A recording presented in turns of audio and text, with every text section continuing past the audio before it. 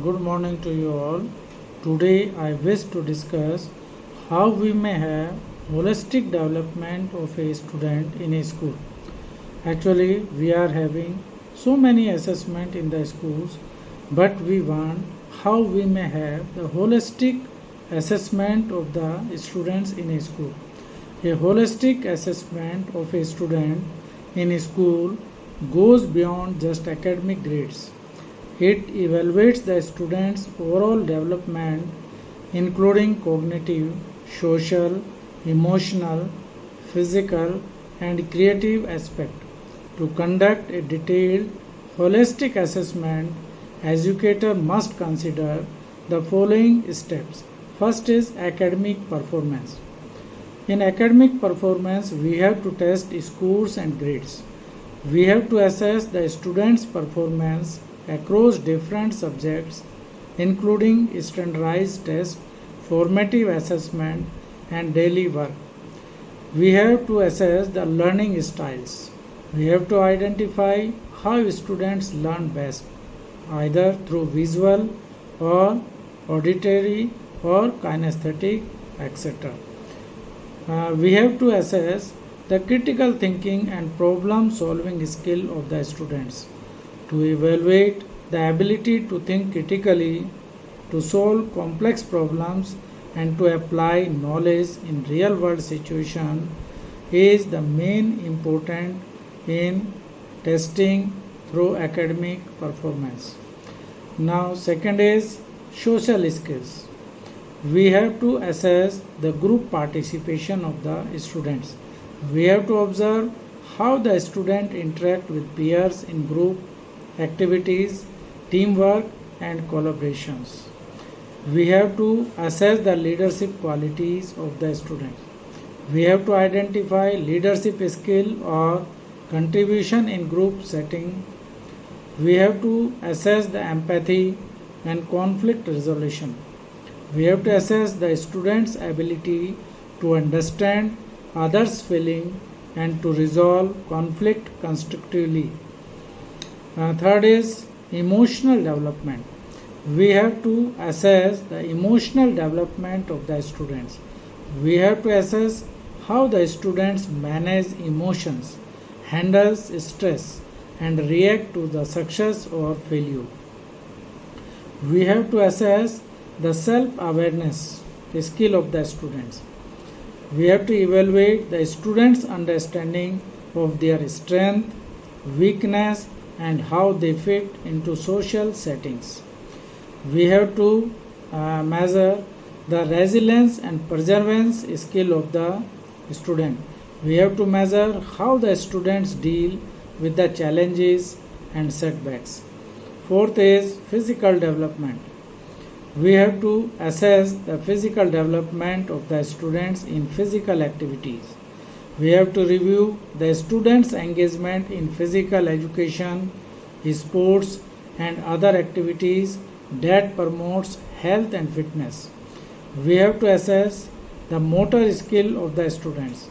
We have to assess both the fine motor skill, that is handwriting, and gross motor skill, that is coordination in the sports. We have to assess the health and wellness of the student. We have to evaluate the students' understanding and practice of healthy living, including nutrition and personal hygiene. Fifth is creative and artistic development. We have to assess the artistic expression of the students. We have to assess the students' participation and performance in the creative art like drawing, music, drama, and dance. We have to assess the originality and imagination in the work of students. We have to evaluate how students express original ideas and creativity in problem solving and artistic endeavors. We have to assess the cultural appreciation of the student.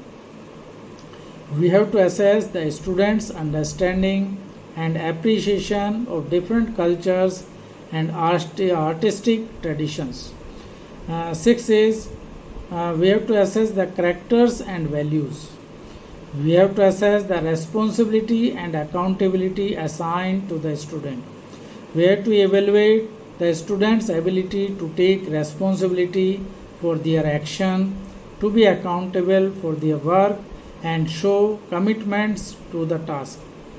We have to assess the integrity and honesty of the student. We have to observe the student's display of the honesty and moral behavior in different situations. We have to assess the respect and inclusiveness of the student. We have to assess how the student shows respect for others, including peers and teachers, and their approach to diversity and inclusion. Seventh is behavior and discipline. We have to assess the classroom behavior of the student. We have to observe attentiveness, participation, respect for classroom rules, and abilities to focus. We have to assess the time management of the student. We have to assess punctuality, ability to meet deadlines, and organization of tasks and assignments. We have to assess the self discipline of the student. We have to evaluate how well the student manages distractions and stays on task independently. Eighth one is communication skill. We have to assess the verbal communication of the students. We have to assess the abilities to express ideas clearly, listen to others, and engage in meaningful conversations. We have to assess the written communication skill of the student. We have to evaluate writing skill, coherence of thoughts, grammar, and structure of the student. We have to assess the presentation skill of the student.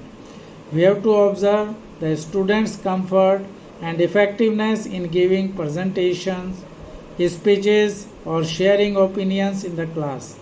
Ninth is parental and peer feedback. We have to assess the parent feedback of the student. We have to gather insights from parents regarding the student's behavior, emotional well-being, and development at home. We have to assess the peer assessment of the student. We have to allow the peers to share their perceptions about the working with the students, particularly in the group tasks or projects. Tenth is self-assessment and reflections. We have to assess the students' reflections. We have to encourage the students to reflect on their own progress, strength, areas for improvement, and set personal goals.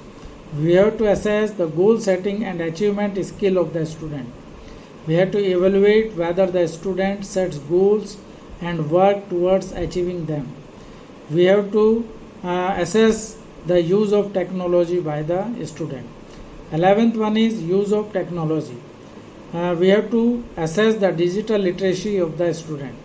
We have to assess the student's proficiency in using technology for learning and communication. We have to assess the responsibility use skill of the student. We have to evaluate awareness of the responsible internet use, cyber ethics, and digital safety. 12th one is community involvement and extracurricular activities. We have to assess the participation in clubs, sports, or volunteer work of the student. We have to evaluate the student's engagement in extracurricular activities and community services. We have to assess the leadership and initiative skill of the student. We have to observe how students take initiatives or leads project outside the classroom. Tools for the holistic development of the student. First is portfolios. We have to create a collection of the students' work across various domains: academic, artistic, personal reflection, etc. Second is rubrics. We have to use detailed rubrics that assess different skills and qualities in the multiple domains. Third one is observation notes. Teachers can maintain records of observation over time to track growth and changes in the behavior or skill of the student. Fourth one is feedback sessions. We may organize regular one-to-one sessions with the students to provide feedback and to discuss progress. By combining all these elements, a school can build a comprehensive profile of the student's growth and potential. Holistic assessment aims to capture the full range of the student's capabilities, enabling educators to provide tailored support and guidance. I have discussed how we may have the holistic assessment of the students. Please go through the whole video. If you like it, please subscribe my channel and send these videos to more and more students, more and more educators, so that they may go through the video and get how they may assess the students holistically. Thank you.